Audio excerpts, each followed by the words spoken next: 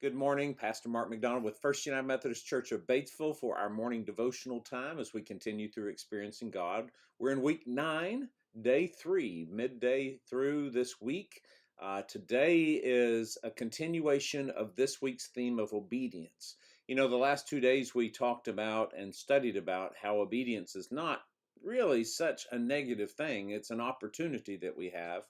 Today we get into a pattern about obedience. And remember, of course, to be practicing your memory verse that we have each day this week is from John 14:23. Jesus replied, "Anyone who loves me will obey my teaching. My Father will love them and come to them and make our home with them."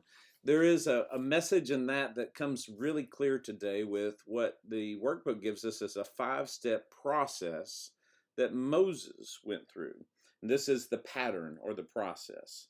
Number 1, God invited Moses to join God in what God was doing to deliver Israel. And we've talked about that throughout this study.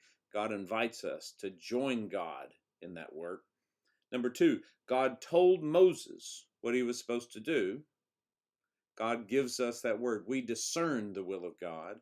And then the third step, of course, is Moses obeyed.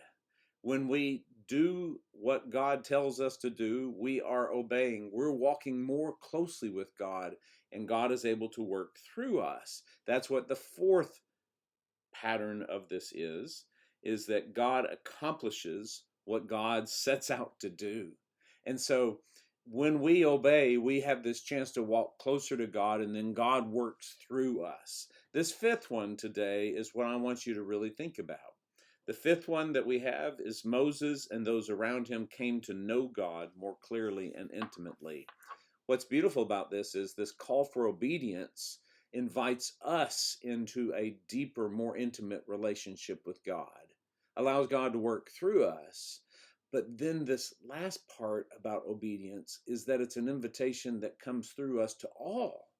Everybody has the same opportunity to draw closer to God.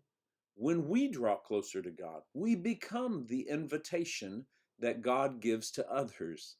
There's a good bit today of just focusing on that 5-step pattern or process that Moses went through. And I hope as you work through that, you start to realize the opportunity you have today, just like I have, to be an invitation to others. So be a blessing today.